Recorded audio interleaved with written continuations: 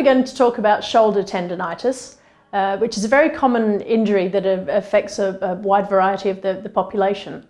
It's commonly caused by overhead activities, particularly in throwing, so you see it a lot in baseball, in people who play tennis, recreational or professional. The symptoms of shoulder tendonitis will include stiffness, so reaching up you'll find that your shoulder range of motion is way less than it would be. So you find that you're reaching up towards the top shelf and you have a sharp pain or a restriction to movement. It's uncomfortable to sleep at night. It's not possible to lie on the affected side because of the pain and the inflammation within the joint. It's referred to as impingement syndrome as well, because when you go to reach out into a certain position, you feel like a sharp pinching type pain. So there's many causes of it. Repetitive overuse type injuries. It could be because of a fall onto the arm.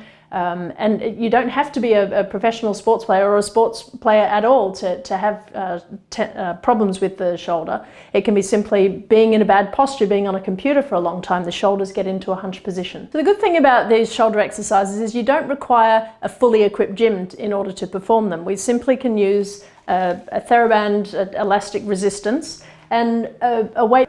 So the first exercise is using the resistance elastic, and we're going to be doing external rotation of the shoulder. You need to have the elbow tucked into the side, and simply holding onto the elastic band, you're going to pull the shoulder into external rotation. The second exercise is a movement that we call scaption. So you're moving on a diagonal plane with the arm just moving up to the horizontal. You don't need to go any higher than that. Right, so using the elastic resistance, stabilizing with one arm, and then you're just going to lift straight up, thumb facing towards the roof, and then down nice and slowly. And the next exercise is going to be using our light hand weight, so 2-3 pounds is plenty.